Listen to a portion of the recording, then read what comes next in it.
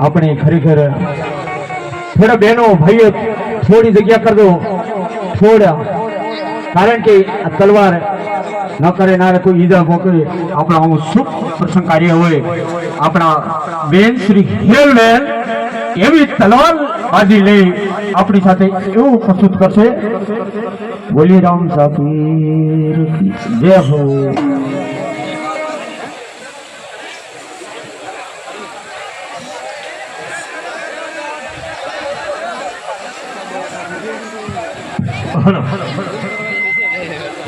દરેક ભાઈઓ બહેનો ને વિનંતી કે બેસી જાઓ, આપણો કાર્યક્રમ ચાલુ રહેવાનો છે.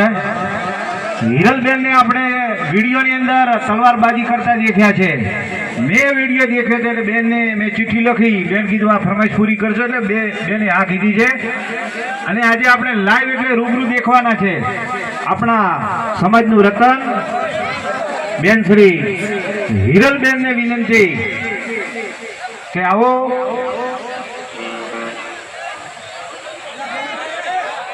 બેસી જાઓ ભાઈ, દરેક ભાઈઓ બહેનો વિનંતી બેસી જાઓ, બધા ભાઈઓ બેસી જાઓ.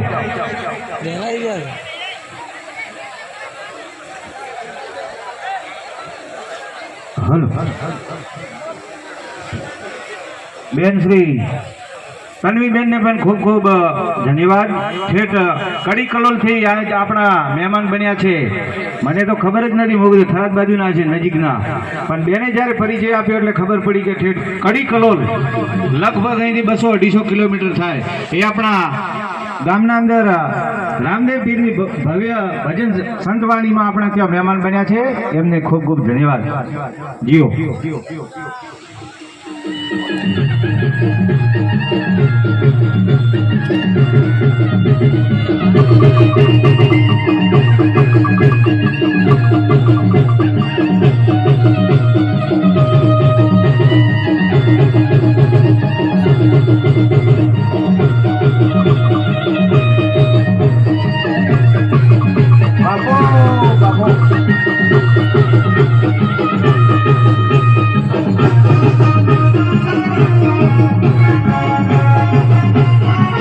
તાળીઓના ગડગડાટ છે, બતાવો ભાઈ. તાળીઓ થઈ જાય ભાઈ. વાહ.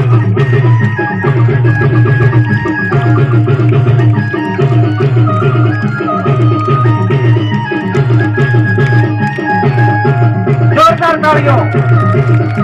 વાહ.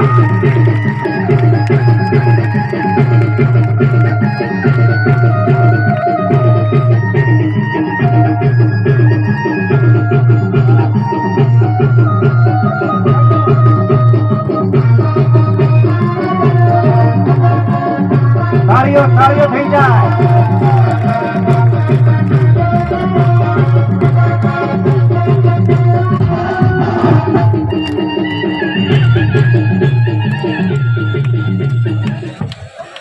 વાહ, સરસ.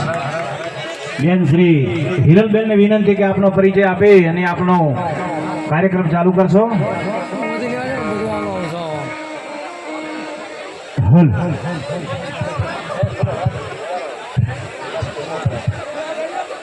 ખૂબ ખૂબ ધન્યવાદ હિરલબેન ઠાકોર ને.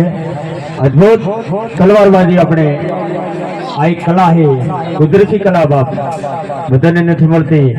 એટલે બહેનોને ખાસ વિનંતી, તમે આવું કોઈ શસ્ત્ર અસ્ત્ર, કારણ કે દેશ માટે દીકરી એ તો લક્ષ્મીનો દુર્ગાનો અવતાર એનો બાપુ ફાબે, એટલા માટે તાળીઓથી એક વધાવો હિરલબેન ઠાકોરને ખૂબ ખૂબ ધન્યવાદ. હવે આપણા હિરલબેનને વિનંતી કરો, આવો આપણા મુખથી જે સંતવાણી ભજન લોકગીત લઈ અમારી આ સભાને આનંદ કરાવો, મોજ કરાવો. બેન શ્રીને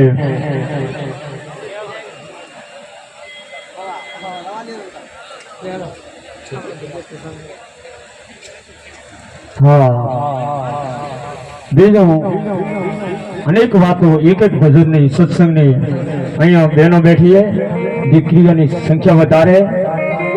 સમજાય એવી વાત તમને સમજાય તો બાપુ મુબારક. એક કરુણ રસે બાપુ, એક 25 વર્ષની દીકરી સવારના વહેલી ઉઠે, ધીરે ધીરે બાપુ કટ કટ કટ કરતી નીકળે. માથા ઉપર બેડું પાડ્યું અને દીકરી ગામ કુએ બાપુ પાણી ભરવા ગઈ. એ બેન સાંભળજો બધાએ, એ પાણી ભરતી હતી દીકરી. એવામાં એક 25 વર્ષનો યુવાન ઘોડે સવાર થઈ બાગડતા જેમ રણમાં તોફાન પડ્યું હોય, ડમરીઓ ઉડતી હોય, એ 25 વર્ષનો યુવાની જોથી બાપુ નીકળે અને 25 વર્ષની જયારે દીકરીને પૂછી, બેટા ક્યાં જાય? કે વીરા હું પાણી ભરી મારા ઘરે જાઉં. તો બેન પાણી પાવ ને મને. કે વીરા તું કોણ? કે હું તો વટ માર્ગું નીકળ્યો, મારે પાણી પીવું હોય. બેન પાણીની ડોલ ભરી એ ભાઈને પાણી પાવા ગઈ, પણ એને વિચાર આવ્યો કે હું દીકરી આ પુરુષ કદાચ મારો હાથ એને અડી જાય, એનો હાથ મને અડી જાય તો મારે જિંદગીનો કલંક ડાઘ લાગી જાય. હવે શું કરું? કેવી રીતે પાણી પાવું? કારણ કે હું એકલો કદાચ મારો હાથ પકડી નાખે તો મારે જિંદગીનો કલંક ડાઘ લાગે. હવે શું કરું? દીકરી વિચાર કરે, હે સૂર્યનારાયણ, તન મન વચનથી તને ભક્તિ કરી હોય તો આજ મારી લાજ રાખે, હું પાણી કેવી રીતે પાઉં? પણ દીકરી બાપુ ડોલ ફરી ધીરે ધીરે કટ કરતી નીકળે. યુવાનને પૂછે, ભાઈ તને પાણી પાઉં ખરી, પણ એક શરત. કે કેની શરત? તું મને હાથ ન લગાડતો. કે જા, હું તને હાથ નહીં લગાડું. તને રામચંદ્ર ભગવાનની સોગને તું મને હાથ ન લગાડતો. કે નહીં લગાડો. બાપુ દીકરી પાણી પાઈ દીધું, ભાઈ નીકળી ગયો. બેન માથા ઉપર બેડું પાડી ધીરે ધીરે બાપુ ઘરે આવી, પણ યારે માટલું મૂકી એની માં સાથે વાતો કરવા મળી. બાપુ થોડી વેળા થઈ, બાપુ ઢાળિયામાં કોઈક મહેમાન આયા, ખાટલા બચાય, ગાડલા પથરાઈ ગયા, મહેમાન બેસી ગયા, ચા પાણી થઈ ગયું. ત્યારે 18 વર્ષની દીકરી એની માને પૂછી, માં આ ઢાળિયામાં મહેમાન કોણ આયા? મારા બાપુ વાતો કરે. જ્યારે માએ કીધું, બેટા આજ તું 5 વર્ષની હતી, તારી સગાઈ થઈ ગઈ, તારા લગ્ન થઈ ગયા, આજ તારો પતિ તને તેડવા આવ્યો હોય એમ? કે હા. બાપુ ઢાળિયાનો દરવાજો ધીરેથી ખોલી એ દીકરી બાપુ ટકર જોયું તો ગોમકુએ પોણી પાયું તો એ જ પુરુષ એનો આવીને બાપુ બેઠો. બાપુ ઓળખી ના શકી. એને કીધું, ગજબ કર્યું, કારણ કે મેં એને રામદુઆઈની સોગન ખરાઈ, તું મને હાથ ના લગાડતો. હવે કરું શું? બાપુ લેખ ઉપર મેઘ નથી મારી શકતો. બાપુ 5 વાગ્યા, એનો પતિ એની પત્નીને બાપુ તેડી નીકળી ગયો, પણ રાતના 9 વાગ્યા એ ભાઈ ઓળખી ગયો કે ગોમખુએ પોણી પાયું હતું, એ જ મારી પત્ની. હું ના ઓળખ્યો, એ મને ના ઓળખી. હવે કરવું શું? કારણ કે મારા શરીરમાં પ્રાણ છે ને એટલા સુધી મારી પત્નીને હું હાથ નહીં લગાડી શકું. બાપુ બે માળા હાથમાં લીધી, તુયરામ જપતો બાપુ દરવાજો ખોલ્યો. એની પત્ની ઘૂંઘટ કાઢીને બેઠી હોય, એક માળા લઈ એની પત્ની સામે ઘા કર્યો. હા બોલો પતિદેવ, આજથી માળા ફેરો. કે કેમ? ભલે પતિને પત્ની રહ્યા, સમાજમાં, સંસારમાં, પરિવારમાં હાથ નહીં લગાડો. મારા શરીરમાં પ્રાણ હશે ને હું તમારાથી દૂર રહું. તમે જો તમારા મા બાપની ખાનદાની હોય, તમે મને વચને બાંધ્યો હોય તો તમે મને હાથ ન લગાડતા. પત્ની વિચાર કર્યો, ગજબ કર્યો. હે પરમાત્મા કાળિયા ઠાકર, કેવું બહુ હત્યાનું પાપ કર્યું. આજ મારો પતિ મારથી દૂર ભાગે. કરવું શું? હાથે કરો, હૈયો વાગ્યો, ખાડો ખોલ્યો, તેજ પડ્યો. મેં કર્યું, મારે ભોગવું પડ્યું. બાપુ એમ કરતા 5 વર્ષ તો પૂરો કર્યા. પણ ઘરમાં સાસુ હોય, નણદ હોય, એ ભાભીને મેળો મારે. ભાભી આઈને 5 વર્ષ પૂરો કર્યા. બાપ શેર માટીની ખોટ પૂરી ના કરી, અભાગણી કાળ મૂકી. બાપુ જેમ તેમ મેળો મારવા મળ્યું. એ દીકરીને બાપુ સહન ન થયું. સવારના દીકરી વહેલી ઉઠી પોતાના પતિ સામે ગઈ, પતિદેવ કોઈ રસ્તો બતાવો ને, તમારી માં મને મેણું મારે શેર માટીની ખોટ માટે. કારણ કે હું તમને હાથ નથી લગાડી શકતી, તમે મારથી દૂર ભાગો. કરવું શું? એનો પતિ કે કોઈ રસ્તો નથી, બસ માળા જપો, રામ નામ તોય રામ. એમ કરતા બાપુ એની પત્ની ખૂબ સમજો હતી. કીધું, પતિદેવ એક વાત કરું કે શું તમે બીજા લગ્ન કરો? કે કોની સાથે? ચિંતા મત કરવો. કેમ? કે મારી નાનકડી બેન આજ 20 વર્ષની થઈ ગઈ. મારી બેન તમને પરણાવો, એના કુટુંબથી બાળક પેદા થશે, આ પરિવારનો વેલો વંશ બનશે. એનો પતિ બાપુ સમજી ગયો. સવારે વહેલી દીકરી ઊભી થઈ, એના બાપુ પાસે ગઈ. બાપુને બાપુ ભેટી પડી. બાપુ, હા બેટા, મારો સાસરીય સ્વર્ગે, મારો પતિ પરમેશ્વરે, મારો સાસુ માં સમાને. બાપુ, મારા પરિવારમાં સુખના ડુંગરોએ. પણ બાપુ, હા બેટા, એક શેર માટીની ખોટે, એના માટે એક ઈચ્છા એ મારી કે શેની? બાપુ, મારા કુખમાં બાળક નહીં જન્મે, ડોક્ટરે ના પાડ્યો હોય. એમ કે હા, તો મારી નાનકડી બેન એને પરણાવવી પડશે મારા પતિ સાથે. એનો બાપ સમજી ગયો. બેટા, હું તૈયાર હું. સમય જાતા બાપી સગાઈ થઈ, જોન પરણવાઈ. હવે સાંભળજો, જોન પરણીને બાપુ 4 મંગલ ફેરા કાઢ્યા અને વિદાય થાતી જ હોય. દીકરીને બાપુ 5-4 વાગે વિદાય થાય ને બાપુ, દીકરીનો બાપ હોય ને બાપુ, ત્યારે રડતો હોય ને તો રૂપાળો લાગતો હોય, એમ રોતો હોય ને તો થોડો લાગતો હોય. એનો બાપ એ દીકરીને બાપુ ભેટી પડ્યો, રડી ઉપર હાથ ફેર્યો. દીકરી, બેટા મોજ કરો, ખાધો પીધો મોજ કરો બેટા. સાસુરી સ્વર્ગ માનજો. માતા તારી યાદ આવે, તારી સાસુ સામે જોજે. પણ બેટા, કોઈ બી અતિથિ દેવો ભાવ, ટુકડો યો હરી ટુકડો. બેટા, રોટલો ખવડાવજે. કે હા બાપુ. એનો સસરો બાપુ એના જમાઈ પાસે ગયા. જમાઈરાજ, મારી મોટી દીકરી સમજુ હતી, ડાઈ હતી, કદાચ તમને હોંકારો તોકારો દીધો તો તમે માફ કર્યો. પણ મારી નાનકડી દીકરી હે ને, એ તમને પરણાઈ, હવે એ ભોળી છે, કદાચ કોઈ બોલે તો માફ કરજો.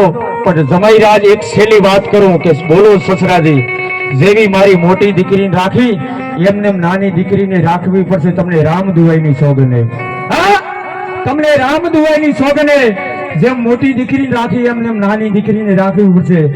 જ્યારે બાપુ એનો જમાઈ કાળો ફાટી ગયો. સસરાજી બાપ, તમે તો ગજબ કર્યો, એના માટે તમે આ લગ્ન બીજા કર્યા. હવે કરું છું બાપુ, સમય જાતો શું વાર લાગે. બાપુ પરણીને નીકળી ગયો. રાતના પાછા 9 વાગ્યા. 2 માળા તોયરામ જપતો ધરતો બાપુ દરવાજો ખોલ્યો. 1 માળા ભાખરી કે તમે માળા ફેરો તમારી બેન જેમ. કે કેમ? કે તમને આ વાતની ખબર નહીં? કે ના. તો મોટી બેનને પૂછતા હો. નાનકડી બેન મોટી બેનને વાત કરી. મોટી બેન આખી વાત વિગત સમજાવી. હવે શું કરાવ? કે હવે કાઢું એવું ઓડકાર આવશે, એવું કરમ કર્યું ફળ મળવાનું. પણ બાપુ હતો સમય જાતા એક ભગવાને ભગતની બાપુ પરીક્ષા કરી હતી. આ બાજુ જલારામ વીરપુરમાં રાજા હરિચંદ ને તમે એક ના ઇતિહાસ લો બાપુ. એવું જ્યારે પતિ પત્ની 3 રે પણ બાપુ સંતાન નથી, દૂર રે. ભગવાને વિચાર કરે એની પરીક્ષા, એની કસોટી કરવી પડશે અને એને ભેગો કરવો પડશે. બાપુ કાળિયા ઠાકરની જે મૂર્તિમાંથી તેજ ઘટવા મળ્યું ધીરે ધીરે ધીરે બાપુ. અને એક 50 વર્ષનો બુઢા બ્રાહ્મણ બની એની ઘરે ભગવાન આવે કે ભાઈ મારે રામ રોટી જમવી. એમ કે હા. દરવાજો ખોલી આસન કરીને બેરાયા. પત્ની 2 અંદર ગઈ, રોટલા લઈને આયા. લો મહારાજ જમો. મહારાજ કે હું એમને એમ નથી જમતો. કે કેમ? મારે એક નિયમ હે, તમે પતિ પત્ની 3 ભેગા થાઓ, એક થાળીમાં ભોજન લો તો જમો. કારણ કે એક થાળીમાં ભોજન લઈને ખાશે ને તો હડિયા વગર રહે નહીં. પણ બાબુ 3 સમજવું, અડવું નથી. કરવું શું? મોટી દીકરી ઘરમાં ગઈ, નાનકડી દીકરી ઘરમાં ગઈ, એનો પતિ ઘરમાં ગયો. દરવાજો બંધ કર્યા. 3 વિચાર કે અમે અમારા મા બાપના કુળ ના હા, ખરેખર અડવા નથી. હવે કરવું શું? બાપુ 3 રસા લઈ ગળે મારી ખોસો ખાઈ આત્મહત્યા કરી દીધી. બાપુ 3 એડિયા નહીં. બાપુ એ કાળિયા ઠાકર બાપ ધીજવા મળ્યો, ગલબ કર્યું કે સતિયા સતમત છોડ, સત જોડ્યા પત જાય, સતની બાજી લક્ષ્મી તો ખેર નહીં મળે અવતાર. આ કેટલી કસોટી. બાપુ દરવાજો ખોલ્યો. 3 લાશ લટકે. પોતે કીધું હે ભગવાને વિચાર કર્યો, હે સૂર્યનારાયણ, તન મન વચનથી એની ભક્તિ પવિત્ર હોય. જેવું છટકારી કર્યું 3 આળસ મેળીને ઊભા થઈ ગયા. તેની હો પેલા ભૂમનો નિયમ હતો ને, આવો ખાઓ પીને મોજ કરો. તો વિચાર કરી એક સતની કિંમત કેવું હોય. એટલા માટે કોઈ સત્ય કોઈ શબ્દ પકડાય તો જીનો. હવે બેન શ્રીને વિનંતી કરું, આવો હિરલબેન